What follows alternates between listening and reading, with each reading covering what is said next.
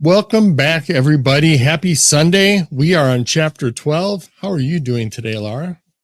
I am fantastic, recovering from a wonderful Thanksgiving and glad to be back talking about There's Treasure Inside.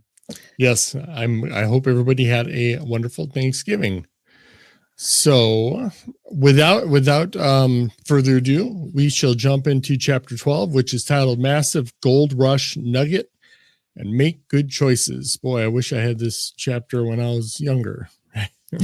Right, you and me both. But I do like the quote. It starts off with is we think each of us that we're much more rational than we are. Which it was by Daniel Kahneman. Kahneman is how I believe we say it. Daniel Kahneman was an Israeli-American psychologist, best known for his work on the psychology of judgment and decision-making, as well as behavioral economics, for which he was awarded the 2002 Nobel Memorial Prize in Economic Sciences, together with Vernon L. Smith. Ta-da! Yeah, that was a very good quote, though. I thought it was... I thought it's a great quote, and I find it to be very true about myself, both in my youth and maybe current day sometimes. Right.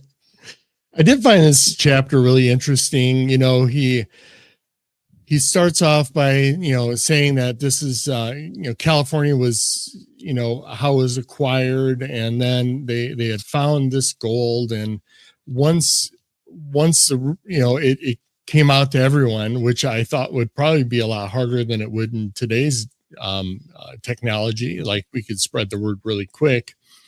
Right. But it seemed like the way he phrased it, it spread really quick, that although there was gold out there, really, just like today, it's the people that had a lot of money were the ones that really got the gold. You had all these people out there with high hopes and dreams by rushing out as quick as they could, thinking they were going to make it rich. But in fact, the really people outside of the wealthy that had enough resources to build a team and have equipment to actually try to find this gold, the other people that made money were the people that sold the tools to get the gold, right? Yeah.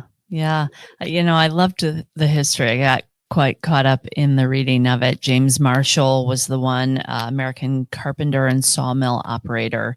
1848 reported the finding of gold at Coloma, I believe, California, on the American River, 36 miles northeast of Sacramento. And then you also mentioned James Brannan, who was known for being a key figure in the California Gold Rush, credited with both sparking the rush and becoming its first millionaire by capitalizing on the event, selling mining supplies. So yeah, super interesting, the history. Also harkened me back thinking about the panning for gold, that on our boots on the ground trip earlier this year. Yeah. We took a little jaunt into a fun activity of panning for gems and found quite a number of gemstones, and that was really a fun activity. Yeah, and it reminds me of how they operate their business. They had pay dirt, right? So they had buckets that were actually fortified with things in there, and they sort of are making their money the same way, but probably in a more moralistic way, right? Right. Yeah, maybe. I thought that was interesting, how that was. But, take a look at this nugget, right? This is on page 111, at least in the ebook. That's pretty massive. And you had said in today's money, how much that was? So I went ahead and looked up. So the nugget in the caption says it's over 21 ounces. Today's current gold price is $4,210.70 at 21 ounces, would give us a total of almost $88,500. $88,000. Wow. And when this book Yeah. was written, it was probably around, probably in the 2000, probably $3,000 an ounce range. Oh wow. So quite a bit, of increase between that and obviously the Bitcoin that's in the other boxes, or some, I know one of them, he at least says in the past and future box. I mean, like John said, these treasures are increasing over time. It's not just, cash or whatever in there that would, not necessarily holds value, but all these treasure, plus tie that to the provenance of it being this treasure found. I mean, this is some big stuff, people. This is nothing to sneeze at, right? I mean, something. Yeah. But I just find, go ahead. Well, I was still thinking about the price of gold. Yeah. Back in the early 2000s, I sold a bunch of gold coins that belonged to my grandmother that she wanted to sell. I bet I easily sold 30 gold Krugerrands. Wow. And we sold it for like about $550 an ounce. So the fact that it is $4,200 an ounce right now is blowing my mind. Kind of wish I'd held on to those babies. Yeah, it's like the Bitcoin I had 100 Bitcoin in a wallet when I used to gamble online in the day. Nice. Anyway, good stuff. Well, so much for our lost treasures. Make good choices, right? Good choices. How apropos. I do want to pull up the caption on this. I thought was interesting. It said this very large gold nugget in our treasure was found near the American River, the same river where the discovery of gold set in motion the 1849 California gold rush. Weighs over 21 ounces. Like he said, today gold nuggets from California are the most difficult of any region to acquire because of their popularity with gold enthusiasts and collectors. A California nugget this size is rare. So I wonder, how many people are still having this gold rush fever. I don't think that goes away. I think you'll still have people out and how much gold is still yet to be found in these random places. I mean, you're thinking, California is huge, right? The state is massive. And even though it's been mined to the hills by big corporate companies, I wonder if there's still, if it's still lucrative to go out and not necessarily by American River, but any other places. I know where we live, gold isn't really that easily found because of the with the ice sheets coming down and stuff, and that sort of paved its way in our area. So you'd have to go more south to find anything significant. But anyway, I thought it was pretty interesting, nonetheless. Yeah, very interesting. So we have some text we want to go over, but first, we'll address the big picture. Let's see where we'll move this and put up the picture. Okay, picture first, and then text from the. Yeah, I think we get the picture out of the way. Here's a big view of it. There's a lot going on in these pictures, but I think one thing we could both agree on is this horse. It's got what appears to be two X's, one in his sort of behind his front quarter, and then the X that goes over by his head. Really, when I saw this, it reminded me of last chapter when you had the two X's on that oblong piece of gold. Yeah, and also the Appalachian Trail map. It had two X's with the AT on it, but I'm not even going to go there how these relate to that or not. But what were your thoughts on this? Yeah, well, I definitely think that it's significant. Probably the most significant portion of the image in my mind. I mean, X marks the spot. So we can't ignore X's in images. We have to, I think, presume significance with those. But then as you just flashed it up, I mean, I've been looking at this picture for a bit now. It also occurred to me the bigger X in the top right, like arm of it, it kind of forks off almost in a way that reminds me of like a river. Yeah. Yeah, I can see that. So yeah, that stands out. Also, if people recall back to an episode we did early on about in the introduction chapter, there was a horse with a cowboy and lightning, and I kind of got really fixated on that, and felt like there was significance to that horse. So just the fact that we saw a repetition of a horse, granted, horse, Old West, Gold Rush, like makes sense, but a horse with an X on it, yeah, stood out to me for sure. Yeah, because like we mentioned before, and I think we should mention it again. There's a lot of stuff in these pictures, and we can all go all day long and point out what these things look like to us, but at the end of the day, it's like, well, how is it relevant? Like, I'm sure there's and I've done this in the past, say, well, I see this, or I could see this or that.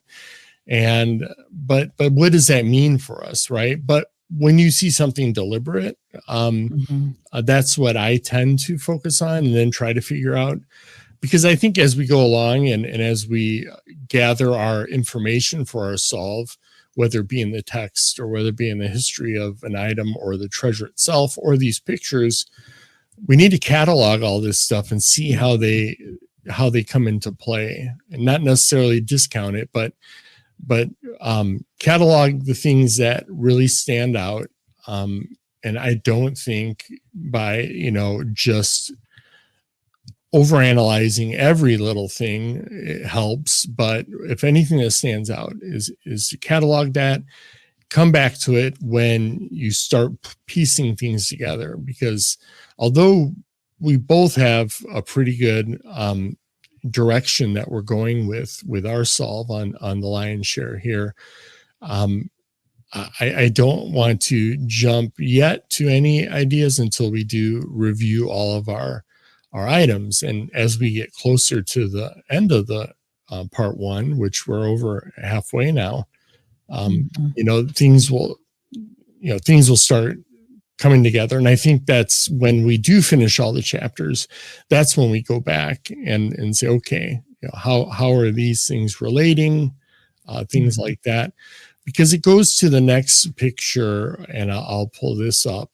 is, on the table, you have what appears to be a skyline, to me at least. And I could say, well, this looks like the Hancock, and so in Chicago, and the next chapter has Michael Jordan in it and stuff.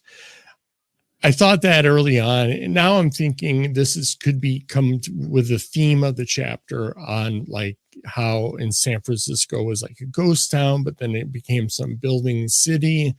And he's just putting this into the theme. I don't necessarily think this is relevant, in my solve at least, to point to a specific area where a treasure could be hidden, because I'm thinking, how are these going to point me to a location, right, where this treasure is at? What are your thoughts on this scene here? Yeah, that was one of the things I had on my list to ask you is, what do you think they're doing on this table here? Like, yeah, my initial two thoughts are they're playing some sort of like game, but then who knows? I mean, what would those tall things be? I don't know. The other thing is that those little circles on the table are gold nuggets, and that somehow they're weighing them out or figuring out the value of them. But even so, I still don't know what these things are on the table. I mean, that one with the big square net looks like a walkie-talkie almost, which obviously doesn't fit in the time period. But maybe that one on the table too looks like an old cell phone. But yeah, I have no idea what these mean. And I would love to hear other people's opinions about what they think these items on the table could possibly be. Yeah, one in the middle, it looks like one of the glasses we have in a glass of bourbon or something. I don't know. Maybe that's because Yes, it does. It does I look don't like know. a glass of bourbon. But you made an interesting point on this one where there's two things. Yes. Why don't you talk about those? So the first thing that popped out to me is that there are two pendant lights within the picture, and you can see that one hanging top center of this cropped image. So pendant light, obviously electricity isn't yet come into play. I mean, soon would, but not at this moment in time. And so if they had any lights within a building like this, it would be like oil lamp would be my guess. And that doesn't look like an oil lamp. It looks like a modern pendant light. Yeah. And so is it, anachronistic or, why is it there? I just thought that that was interesting. The other item or kind of little segment that stood out to me is directly kind of in the center of this crop behind that guy's head on the wall is this blob shape, almost like a rectangle with a bit hanging down. And that stood out to me as, when you're thinking about outlines of something on a map, like a state. Obviously, this isn't a state, but it could be, a city, a county, park outline. Like, what could it be? But that reminded me of some sort of geographic location. Yeah, why don't I give you the screen share and you could sort of walk around the other items that you saw. Let me remove this and do, yeah, there you go. All right. So in this image, beyond what we just talked about, the pendant light and this shape here, the other thing that I was super curious about as we zoom in is there's quite a bit of writing within here. Yeah. See some letters here. Looks to my eye as TYFYP. We have what looks like a 19 here. We've got some letters and or numbers down here. Looks like a number 8 to me right here. Yeah. And then as we come over here, we have some potential letters as well. And so the letters tend to stand out to me because what an notable way to add a very accurate detail, but with letters. Yeah. We see that in the second half of the book, of course, in some of the puzzles. The other thing within this image that kind of stood out to me is these hash marks on the floor. Yeah. We see hash marks as being kind of thematic through a lot of the imagery within the book that he has created. And so is there significance? Is there any meaning, any letters within these hash marks that would be of significance? Yeah, it's interesting. I mean, like we said before, I mean, we can go all day long and analyze every component, but we like to point out things that sort of catch our eyes, and we also like to give also a chance for you guys to let us know what you think this stands out, because at some point we're going to come back to a lot of the pictures and try to make heads or tails or see if it fits in with other items that we find throughout, maybe the quotes or the text in there, what he says, things of that nature. And speaking of text, one last thing on the picture before we go to the text is that holistically, the entire image, I did want to do and did do a Google search on the image itself to see if it was kind of a replica of some other historic image drawing, and it wasn't. Yeah. So no big news there. But sometimes we have seen in images that he has replicated that it harkens back to something else. And so Google was kind enough to say that's a black and white sketch of the interior of a saloon or old West style bar, and then possibly an illustration by artist Marcos Mathieu Mestre. I have no idea how to say that. But when I looked at his artwork, I thought absolutely no connection nor relevance or significance. But yeah, I thought it was worth searching, so I just wanted to mention it. Yeah, no, it's interesting. It's very interesting. I did find also interesting equally that in the text, JCB calls California a place I love. And he has said this in other references where he is hidden a box, and I know that, it's outside of the lion's share box, but, I thought I'd hide it to a place I love. And this could be nothing, or it could be calling out to possibly a specific box. Yeah. I mean, obviously he's going to hide him to a place he loves. He wouldn't hide in a place he doesn't love. But it was worth noting that he took the time to actually put that in there. Yeah, I like that. I like that. And not only because it might align with something I have in mind. Right. And I actually didn't pick that up in the text, so I'm glad that you mentioned it. There were a number of other things that he said within the text, though, that stood out to me. In one section, this is a little bit of a long quote, but I'll read it for you. Fortunately, in our treasure hunt, there's no reason to leave your family, move far away, and get into an argument over a plot of land. Our adventure does not require you to sleep outside on the dusty ground. Thank goodness. Although a camping trip is always a fun idea. Maybe. You won't need to schedule rations or stock up on survival kits at the Army Supply Store. Instead, it's very possible that at least one of our treasure boxes rests not too far from you.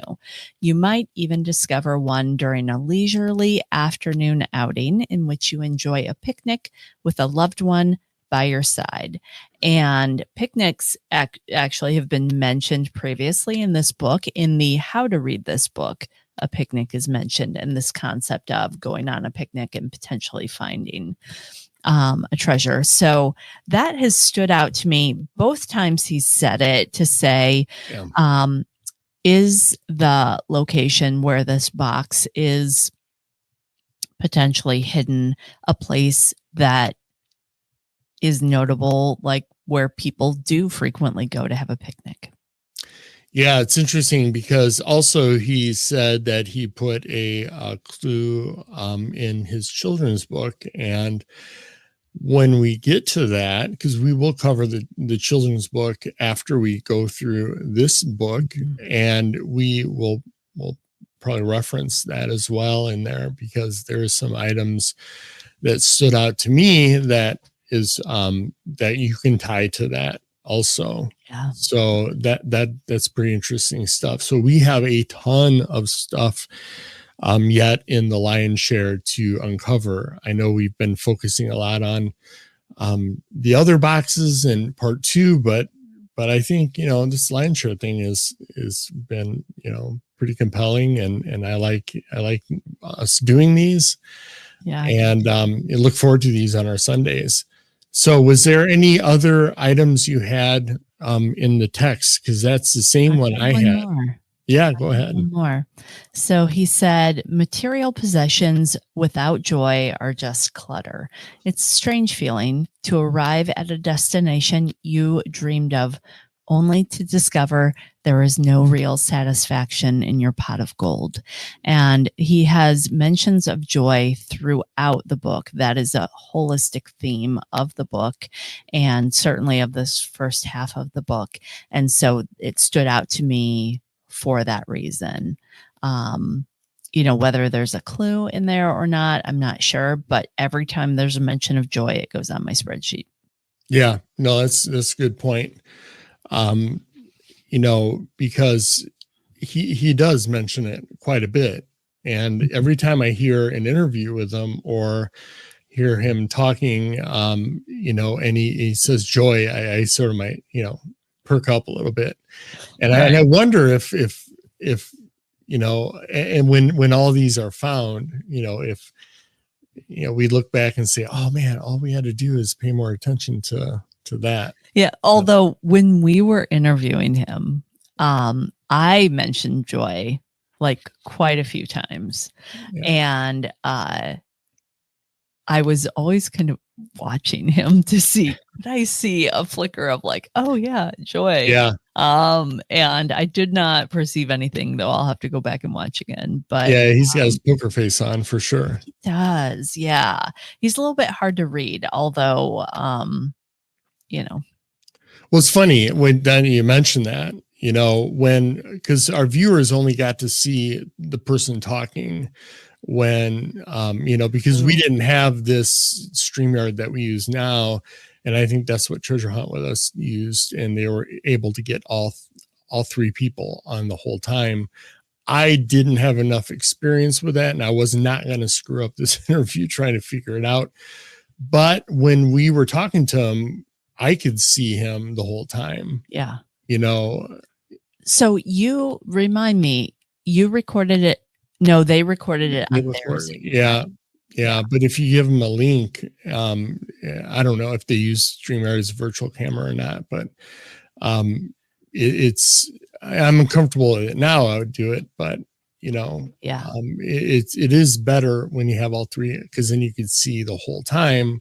Yeah. The facial expressions and stuff. But I was trying to look, but it's hard for me when I'm talking to pay attention to him, because when you're talking to me, it was just, he's just looking at you straight face, not, right. To me, it was a little awkward because, for the first time I seen him and on, in the live feed, right, talking to him and stuff.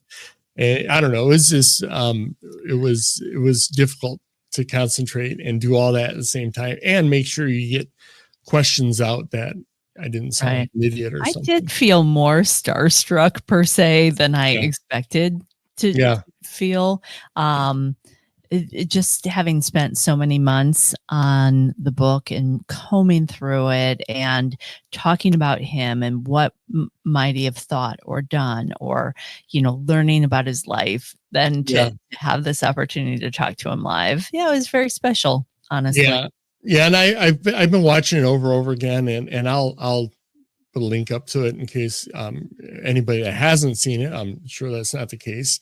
I did find it interesting that 80% of the viewers were not subscribers that watched that video, because it had so many views, right? And we only have so many subscribers, right?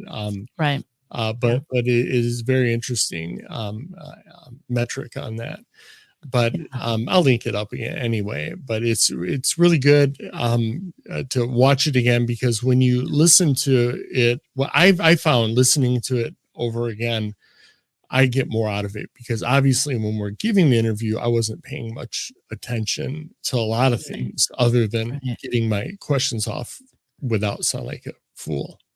Right. Yeah. Well, I'm glad that you rewatched them. I cannot bring myself to rewatch myself. So, I have not rewatched any of ours, but, I think we did some pretty good justice to this chapter 12 here. Yeah. And, but I think my favorite clue in the chapter is the horse with the X on it. I think that's the item for me of the most significance. So we will see. That and the picnic reference in the text, right? Picnic reference, yeah. Those are the two big that stood out to us. So what we want to hear from you is what stood out to you in this chapter, And with that, we will wrap it up, and we'll see you next Sunday when we talk about chapter 13 with Michael Jordan. Take care, everyone. Take care. Bye.